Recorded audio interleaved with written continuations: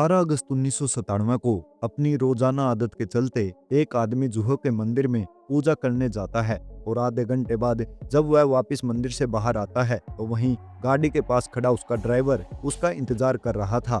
उस आदमी के लिए वो दिन मुंबई के किसी आम दिन से ज्यादा नहीं था, मगर वो नहीं जानता था कि कुछ पल बाद ही उसकी जिंदगी की पूरी कहानी बदलने वाली थी। वो आदमी जैसे ही अपनी गाड़ी के पास जाने लगा तभी 3 लोगों ने आकर उसका रास्ता रोक लिया और उन तीनों में से एक लंबे बाल वाला आदमी अपनी कमीज के नीचे से गन निकालकर उस आदमी पर गोलियां चलाना शुरू कर देता है। यह देखकर उस आदमी का ड्राइवर उसे बचाने के लिए दौड़ता है, लेकिन तब तक काफी ज्यादा देर हो चुकी थी क्योंकि बाकी बचे वो 2 लोग भी तब तक उस आदमी पर गोलियां बरसाना शुरू कर चुके थे और देखते ही देखते उन लोगों ने उस आदमी के शरीर में पूरी 16 गोलियां दाग दी। इस हत्या के तुरंत बाद उन तीनों ने बंदूक की नोक पर एक टैक्सी को रुकवाया और उसे चुराकर वहां से फरार हो गए। जिस आदमी को उन 3 लोगों ने इतनी बेरहमी से मारा था वो और कोई नहीं बल्कि टी सीरीज के फाउंडर गुलशन कुमार थे। आज 29 साल बाद इस हत्याकांड का मास्टरमाइंड सलाखों के पीछे है, पर अपने किसी और गुनाह के चलते, क्योंकि इस क्राइम के लिए उसे आज तक कोई सजा नहीं मिली। ये आदमी और कोई नहीं बल्कि डी कंपनी में एक समय पर कैप्टन के नाम से जाना जाने वाला अब्बू सलेम है। जी हाँ, हम उसी अब्बू सलेम की बात कर रहे हैं जिसने एक समय पर बड़े बड़े कारोबारियों और बॉलीवुड फिल्म निर्माताओं में अपनी वसूली के चलते अपनी दहशत फैला रखी थी। इसके एक इशारे पर बड़े बड़े सितारे नाचने लगते थे। 1993 के बम धमाकों का आरोपी कहें या फिर 1995 में हुई बिल्डर प्रदीप जैन की निर्मम हत्या का दोषी या फिर 1997 में गुलशन कुमार जी की हत्या का साजिश करता, ऐसे अनेकों क्राइम को अंजाम देने वाला अब्बू सलेम आज के समय में मुंबई की आर्थर रोड जेल में बंद है। लेकिन क्या आप लोगों को पता है कि कैसे उत्तर प्रदेश के एक गरीब परिवार का लड़का दाऊद इब्राहिम के संपर्क में आया और बन गया एक नया डॉन। जानकारों के अनुसार अब्बू सलेम का जन्म यूपी के आजमगढ़ में हुआ था। अब्बू सलेम के पिता कयूम अंसारी पेशे से एक वकील थे। अब्बू सलेम के अलावा कयूम अंसारी की 4 बेटियां और 2 बेटे भी थे, लेकिन अब्बू सलेम अपने सभी भाई बहनों में सबसे बड़ा था। कयूम अंसारी अपनी बाइक पर ही नजदीकी अदालतों में मुकदमे लड़ने जाया करते थे, लेकिन एक दिन रास्ते में एक सड़क दुर्घटना में उनकी मौत हो जाती है। ऐसे में उनका पूरा परिवार गरीबी की दलदल में फंस जाता है। हालांकि किसी तरह अब्बू सलेम की मां ने छोटा मोटा काम करके परिवार का गुजारा किया। ऐसे बुरे वक्त में अब्बू सलेम ने सोचा कि पैसे कमाने के लिए कुछ किया जाए, इसीलिए वह आजमगढ़ से दिल्ली आ गया। वहां पर उसने कुछ दिनों तक एक मोटर मैकेनिक का काम भी किया, लेकिन इस काम से उसको कुछ ज्यादा संतुष्टि नहीं मिली। इसीलिए वह अपने सपनों को पूरा करने सपनों की नगरी मुंबई आ गया और यहीं से उसकी जिंदगी की पूरी कहानी बदल गई। हालांकि पहले से उसके मन में गैंगस्टर बनने की कोई ख्वाहिश नहीं थी, लेकिन वो कहते हैं ना, पैसे की चकाचौंध में इंसान सब कुछ भूल जाता है, फिर क्या अच्छा क्या बुरा उसे कुछ समझ नहीं आता। ऐसा ही कुछ अब्बू सलेम के साथ भी हुआ। मीडिया रिपोर्ट में मिली एक जानकारी के अनुसार अब्बू सलेम मुंबई आकर जोगेश्वरी के एक शॉपिंग मॉल में काम करने लगा। यह उन दिनों की बात है जब अंडरवर्ल्ड डॉन दाऊद इब्राहिम का मुंबई में काफी बोलबाला था। दाऊद को देखकर बहुत से युवा क्राइम की दुनिया में आना चाहते थे। उस समय पर बहुत से युवा दाऊद को अपना रोल मॉडल मानते थे, जिसे देखो वही मुंबई में बाई बनने की ख्वाहिश को पाले घूम रहा था। जिस शॉपिंग मॉल में अब्बू सलेम काम करता था वहां पर कुछ ऐसे लोगों का आना जाना लगा रहता था जो सरेआम बाईगिरी दिखाया करते थे। ऐसे में 22-23 साल का अब्बू सलेम दादागिरी करने वाले लोगों से काफी प्रभावित होने लगा। वह भी उसी दलदल की दुनिया में बुलंदी पर पहुंचने के सपने संजोने लगा। यह बात 90 के दशक की है जब खुलेआम दाऊद के लोग मासूम लोगों को डराते धमकाते थे। उन पर शिकंजा कसने की हिम्मत उस समय पर किसी में नहीं थी। धीरे धीरे अब्बू सलेम भी उन दादागिरी करने वाले लोगों के गिरोह में शामिल हो गया। अब दिन में वह अपनी दुकानें चलाता था और रात को बाईगिरी करता।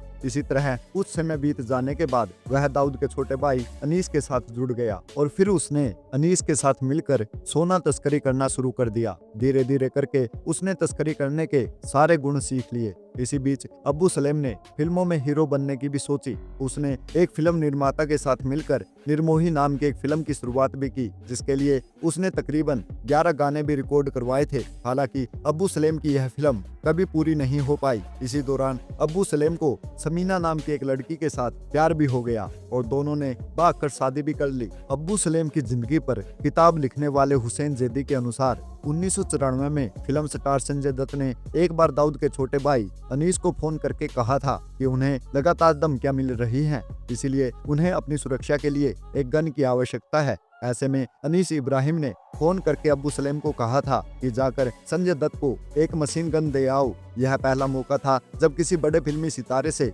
अब्बू सलेम की मुलाकात हुई थी। मुंबई धमाकों के बाद जब अब्बू सलेम के बयान दर्ज किए गए तो अब्बू सलेम ने बताया कि संजय दत्त को देखकर वह चकित रह गया था। खुशी के मारे कम से कम उसने 3 बार संजय दत्त को गले लगाया होगा। उसने बताया कि संजय दत्त ने बस एक ही गन उस समय पर अपने पास रखी और बाकी सारी गन को हमें वापस लौटा दिया। हालांकि उस वक्त अब्बू सलेम के ऊपर संजय दत्त को हथियार पहुंचाने के अलावा कोई और संगीन आरोप नहीं लगे थे, लेकिन जब इसके बाद वह दुबई चला गया तो वहां से उसने लोगों को धमकियां देना और फिरौती मांगना शुरू कर दिया था और वहीं बैठकर वह जबरन वसूली का अपना धंधा चलाने लगा, जिस कारण लोगों की नजरों में उसकी छवि एक डॉन की बन गई थी। उस डॉन की छवि में तब और ज्यादा इजाफा हो गया जब उसने जाने माने फिल्म निर्माता गुलशन कुमार की दिन दहाड़े गोलियां मरवाकर हत्या करवा दी। उसने तो राकेश रोशन और राजीव राय को भी मौत के घाट उतारने का पूरा प्लान बना लिया था, मगर उसका यह प्लान अंजाम तक पहुंचने से पहले ही फेल हो गया। लेकिन अब तक लोगों के मन में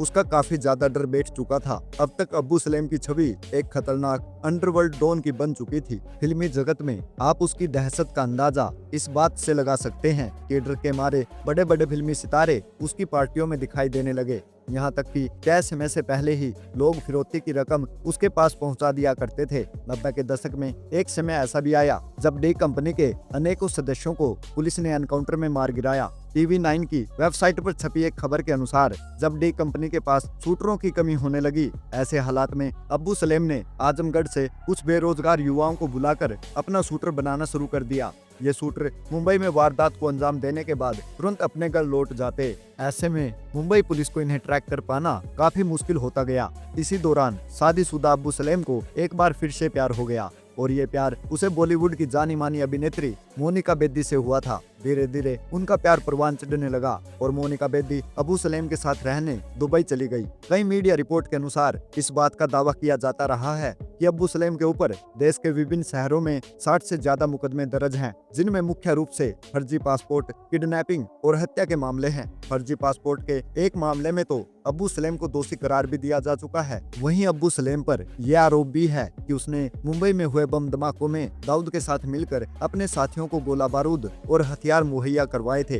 अब्बू सलेम पुर्तगाल में था, इसीलिए काफी लंबी कानूनी लड़ाई के बाद साल 2005 में मोनिका बेदी के साथ उसे भारत लाया गया। इसके लिए भारत सरकार को एक लिखित एग्रीमेंट पुर्तगाल सरकार को देना पड़ा। वहां की सरकार को लिखित तौर पर यह आश्वासन दिया गया कि अब्बू सलेम को 25 साल से ज्यादा जेल की सजा नहीं दी जाएगी और न ही उसे मौत की सजा दी जाएगी। अब ऐसे में यह कहा जा सकता है कि साल 2030 में अब्बू सलेम को शायद रिहाई का फरमान सुना दिया जाए, लेकिन इस पर अभी अदालत और सरकार के बीच कुछ अहम बातें चल रही हैं। 2030 में अब्बू सलेम को रिहा किया जाता है या नहीं, ये देखना तो अभी बाकी है। पर इस पूरे मामले को लेकर आपकी क्या राय है, नीचे कमेंट बॉक्स में जरूर बताएं।